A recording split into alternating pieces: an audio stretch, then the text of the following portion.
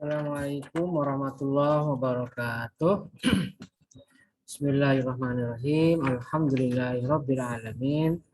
Wa bihi nasta'in ala umuri dunya waddin. Wassalatu wassalamu ala asyrafil anbiya'i wal mursalin. Sayyidina wa maulana Muhammadin wa ala alihi wa sahbihi ajma'in. Rabbi shrah li sadri wa yassir li amri wahlul 'uqdatam min lisani yafqahu qawli amma ba'du. Baik, perkuliahan kita hari ini kita buka bersama-sama dengan membaca lafaz basmalah. Bismillahirrahmanirrahim. Baik, mahasiswa jurusan HKI semester 3 untuk kelas C dan D ya. Hari ini kita masuk dalam pertemuan perkuliahan untuk pertemuan ke berapa ini? Pertemuan ke-6. Pertemuan ke-6. Minggu lalu tidak masuk ya karena saya ada halangan, ada keperluan lain, sehingga perkuliahan minggu lalu saya tiadakan dan hari ini kita akan mengadakan kembali. Nah, karena minggu yang lalu itu tidak masuk, maka kali ini akan saya rapel menjadi satu ya. Saya gabungkan materi kemarin dengan materi hari ini. Jadi hari ini adalah pertemuan ke-6 dan ke-7 ya. Jadi dua sekaligus.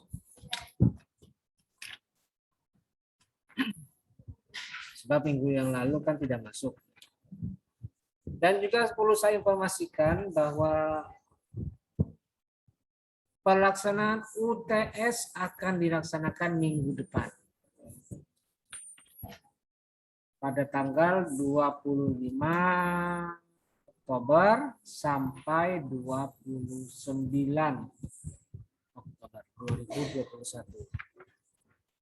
Karena itu maka kuliah saya percepat.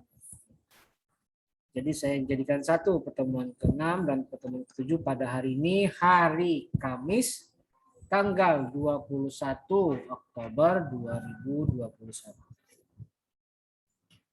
Dan untuk hari ini saya sengaja tidak live, tidak langsung melalui Zoom meeting karena saya sendiri juga ada keperluan mendadak yang mengharuskan saya dengan terpaksa harus meng-cancel perkuliahan dan mengikuti kegiatan itu. Ada keperluan. Dan untuk mengganti maka saya buatkan video ini untuk materi perkuliahan. Jadi itu ya informasi yang perlu saya sampaikan. Oke, baik. Kita lanjutkan ke materi berapa ya? 5 dan 6. Ada dua materi yang akan kita bahas. Oke, saya tampilkan dulu RTS-nya ya. Ini dia RTS-nya. Oke, ini ya. Nah, jadi ada dua materi yang kita bahas. Pertama, hak dan kewajiban suami istri dalam pernikahan, dan yang kedua adalah konsep kafa'ah.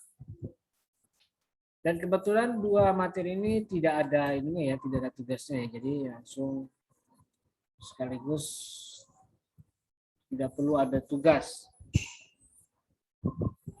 Oke, baik. Langsung ke materi ya. Ke modul saya. Modul yang pertama, hak dan kewajiban suami istri. Oke, ini dia. Nah, ini ya sudah muncul.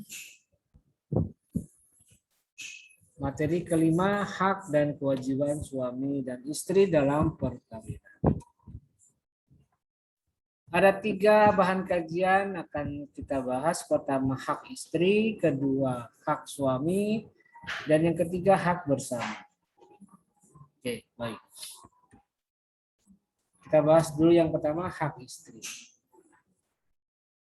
Untuk semua materi mengenai hak dan kewajiban suami istri ini saya kutip dari kitab Wahba Az-Zuhaili Al-Fiqhul Islami wa Adillatu juz 7, halamannya nanti saya tampilkan. Jelas kitabnya Wahba Az-Zuhaili. Fiqhul Islami wa Adillatuhu. Oke, baik, kita lihat. Ini dia. Di halaman 327. Kita lihat pandangan Wahba Az-Zuhaili. Jadi pada dasarnya ketika bicara hak istri, maka di dalam hak istri itu ada beberapa jenis, ada beberapa tipe, ada beberapa macam hak istri. Pertama itu hak material atau hukukun maliyatun, dan yang kedua adalah hak non material atau hukuku ghairi maliyatin atau hukukun ghairu maliyatin. Hak non material. Apa hak material? Yaitu mahar dan nafkah. Mahar dan nafkah. Mahar sudah saya jelaskan kemarin.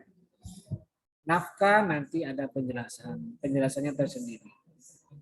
Mungkin di mata kuliah ini atau mungkin di mata kuliah yang akan datang di fikih munakahat 2. Yang kedua adalah hak non material seperti ihsanul usrati atau perlakuan baik dari suami dan istri kepada pasangannya. Kemudian wal muamalatut thayyibatu dan hubungan yang baik. Dan yang berikutnya wal adlu, keadilan. Itu hak non material. Nah, berikutnya ada beberapa hak istri yang oleh Wahba Az-Zuhaili dirinci yang merupakan ahammi uquqi zaujati. Beberapa hak-hak istri yang penting, yang utama, yang harus diperhatikan bagi suami. Yang pertama adalah ifafuz zaujati awil istimta'u, menjaga kesucian istri dan menggaulinya dengan baik. Gauli, menjima, melakukan hubungan seksual.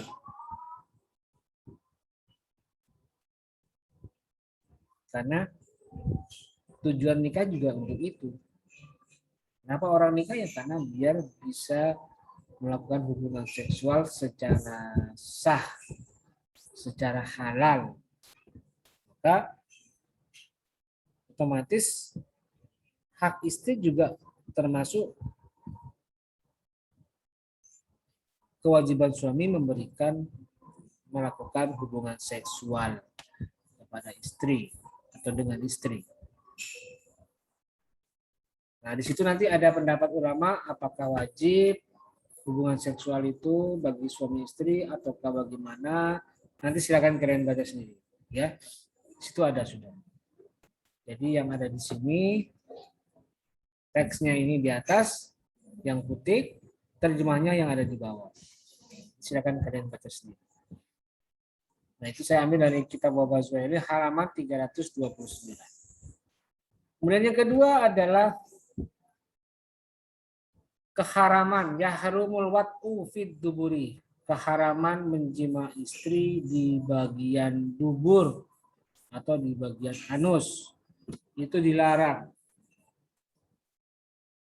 Dan itu larangannya sudah jelas ditegaskan oleh Rasulullah yang melarang hubungan suami istri di bagian dubur. Itu ada hadisnya. Ada beberapa hadis yang menjelaskan mengenai larangan menjima istri melalui dubur. Yang dibolehkan hanya melalui bagian kubul atau vagina. Nah, itu hak istri, mengharamkan berhubungan melalui dubur. Yang ketiga adalah azal, itu hak istri. Azal itu adalah mengeluarkan sperma ketika hubungan seksual. Itu sudah mulai sampai ke ejakulasi, mencapai ke orgasme, dicopot alat kemaluan suami sehingga orgasmenya ada di luar, spermanya keluar di luar vagina istri. Nah, itu hak istri, ingat ya, hak. Artinya ketika Anda melakukan azal, maka istri atau suami wajib untuk konsultasi, wajib untuk diskusi dengan istri, minta persetujuannya, boleh atau tidak. Sebab sebenarnya azal itu kan tidak penting atau tidak perlu, karena kan tahu di dalam juga sama. Tapi beresiko, misalnya beresiko apa? Beresiko ya ada kehamilan, ada pembuahan di dalam rahim perempuan.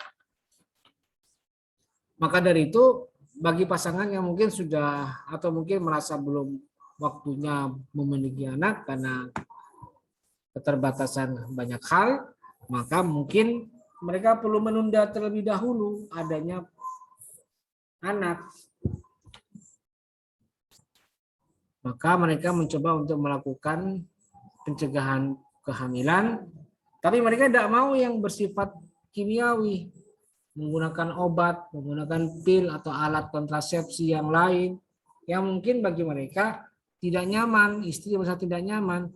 Maka salah satu cara alamiahnya adalah dengan melakukan azal ini. Nah, azal sebenarnya menurut mazhab ulama itu makruh hukumnya. Tapi ada pembolehan di kalangan ulama mazhab yang lain. Atau Al-Ghazali membolehkan.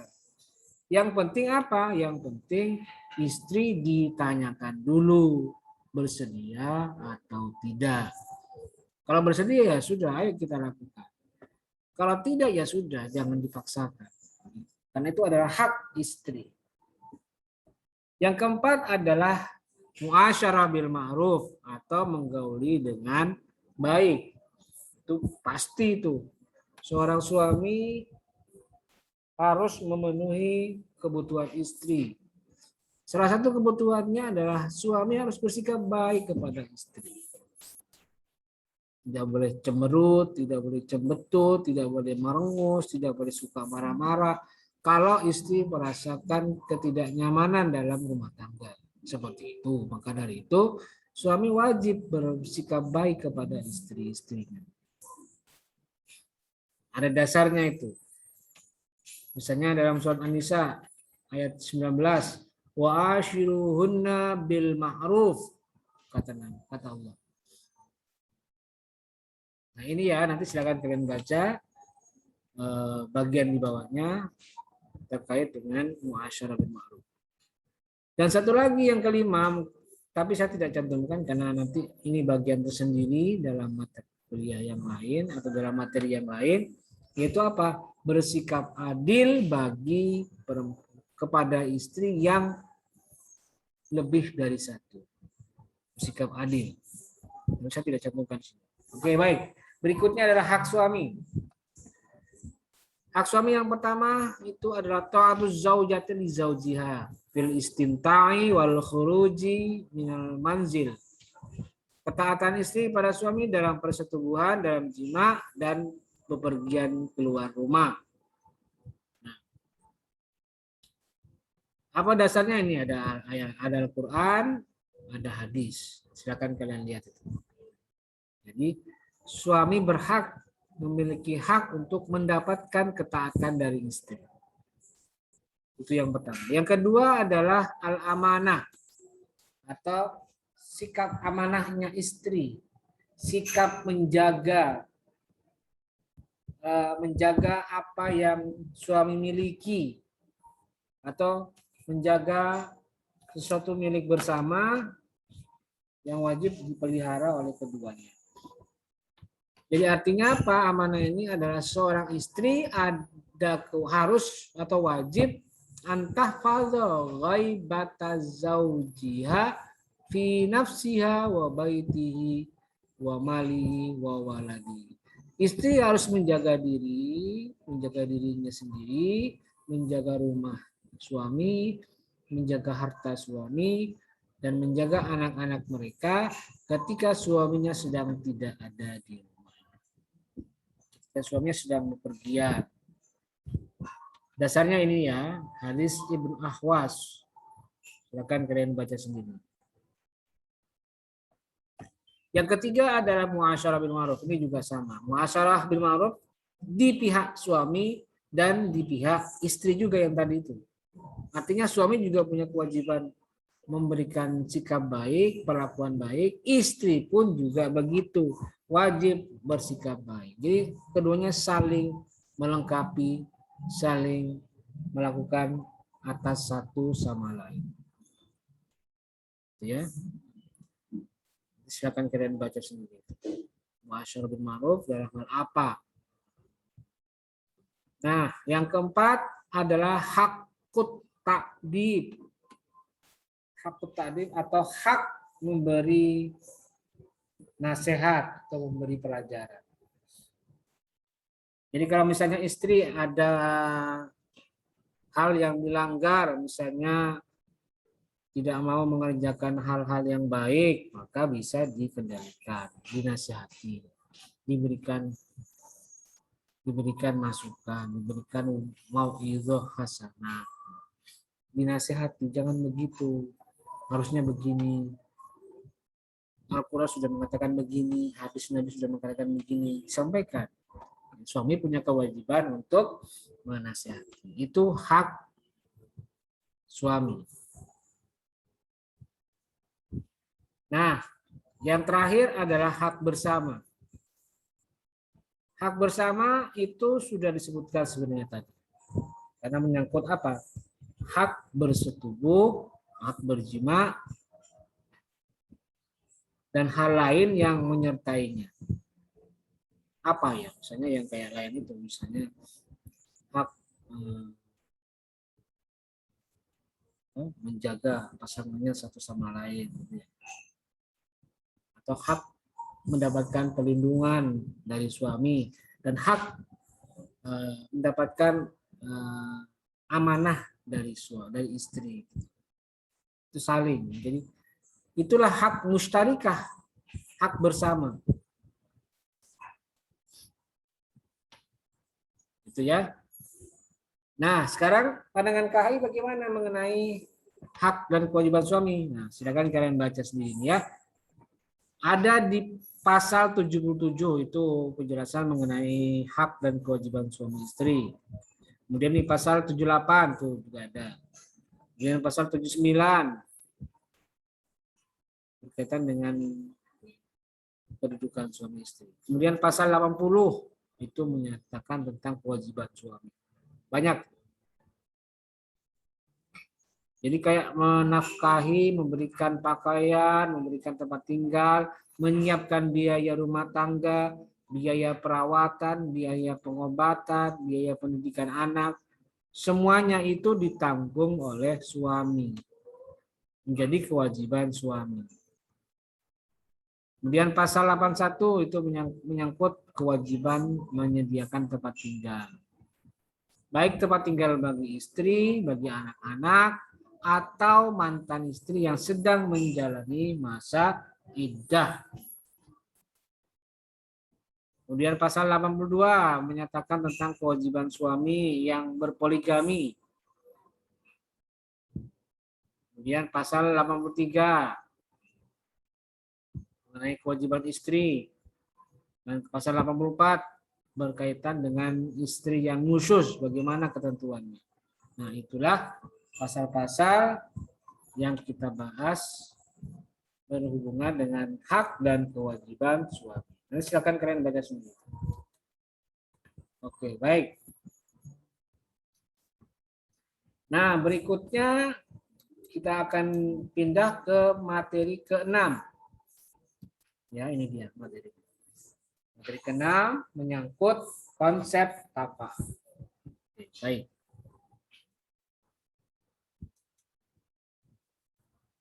Nah, ini dia. Nah, ini menyangkut pengertian kafa'ah dan kemudian pandangan ulama mengenai kafa'ah. Sekarang pengertiannya. Apa pengertian kafa'ah? Kita lihat. Pengertian kafa'ah secara bahasa itu adalah al-mumasalah atau al-musawah. Artinya sama, seimbang, sederajat, sesuai, sebanding, serasi. Sama gitu pokoknya. Itu secara bahasa. Sedangkan secara istilah kafa'ah adalah al-mumasalatu bainaz zaujaini daf'an lil 'ari fi umurin makhsusatin. Yaitu adalah persamaan di antara suami dan istri atau laki-laki dan perempuan dalam perkara-perkara khusus yang tujuannya untuk mencegah terjadinya aib. Aib itu maksudnya apa ya? Ada gosip dari orang. Oh, orang ini tidak cocok ini, suami istri ini kok tidak cocok. Yang satunya cuma tukang kayu, istrinya anak pejabat. Kok bisa ya? Nggak mungkin lah. Ini gosipin kan tidak enak, itu aib. Nah, dengan adanya konsep kafa'ah maka bisa dilepaskan, bisa dicegah. Nah, itulah yang dimaksud dengan pengertian kafa'ah. Nah, sekarang pertanyaannya adalah apa yang dimaksud perkara-perkara khusus tadi? Umurun maksud suatu itu apa maksudnya? Nah, ini para ulama berbeda pendapat mengenai apa saja yang tergolong ke dalam perkara-perkara khusus. Kita lihat. Ini mazhab Malikiyah.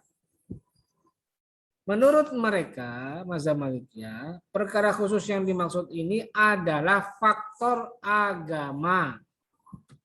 Satu, agama, dan yang kedua adalah bebas dari aib. Bebas dari aib atau cacat. Yang menyebabkan suami boleh menggunakan hak pilihnya. Mau lanjut atau tidak. Nah, itu mazhab Malikiyah, agama dan aib, bebas dari aib atau cacat. Sedangkan menurut jumhur ulama, perkara khusus itu adalah agama, nasab, hurrah atau merdeka, dan pekerjaan. Ada 4. Oleh mazhab Hanafiyah dan Hanabilah ditambah lagi, satu lagi jadi 5, harta. Oh, kafa'ah itu ada 5 berarti. Nah, jadi itu ya kafa'ah. Nah, sekarang pandangan ulama bagaimana mengenai status kafa'ah? Apakah menjadi syarat sah atau bagaimana? Kita lihat. Menurut ulama seperti As-Sauri, Al-Hasan Basri, dan Al-Qurhi dari mazhab Hanafiyah disebutkan bahwa kafa'ah sama sekali bukan syarat pernikahan. Baik syarat sah nikah ataupun syarat lazim atau syarat kelaziman. Jadi tidak termasuk, bukan syarat sah, bukan syarat lazim. Karena bukan syarat, tidak termasuk dalam syarat-syarat. Itu mazhab Al-Qurhi, Hanafiyah, Hasan Basri, dan As-Sauri.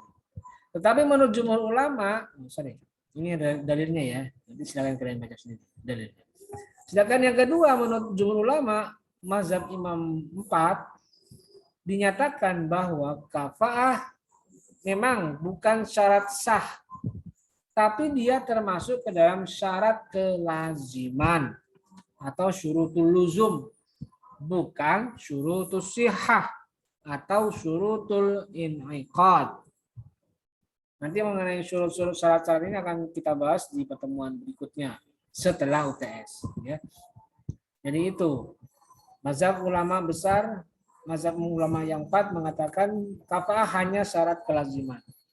Cuma kelaziman saja dan bukan syarat sah. Jadi artinya apa? Tanpa kafa'ah masih sah akad nikahnya, gitu ya. Nah, itulah pandangan ulama mengenai adanya status kafa'ah dalam perkawinan. Ini dasarnya tadi ya. Dasar ulama mazhab 4 mengenai kafa'ah itu bagian termasuk dalam syarat kelaziman. Oke, baik. Saya kira itu ya penjelasan saya yang singkat ini mengenai dua materi. Pertama, materi hak dan kewajiban suami dan istri dalam perkawinan. Dan yang kedua adalah konsep kafa'ah. Baik, jika di antara kalian ada yang mau ditanyakan, bisa kalian tulis komentar kalian, pertanyaan kalian di kolom komentar yang ada di dalam postingan di Google Classroom. Kalau ada yang mau bertanya, silakan ditulis. Baik, saya kira cukup. Dan sekali lagi, mohon maaf karena saya ada keperluan yang mendadak sehingga tidak bisa mengadakan perkuliahan secara langsung. Hanya bisa mengirimkan video ini. Terima kasih. Mari kita tutup dengan bersama-sama membaca lafaz hamdalah. Alhamdulillahirabbil alamin. Terima kasih. Wallahul muwaffiq ila aqwamit thoriq. Wassalamualaikum warahmatullahi wabarakatuh.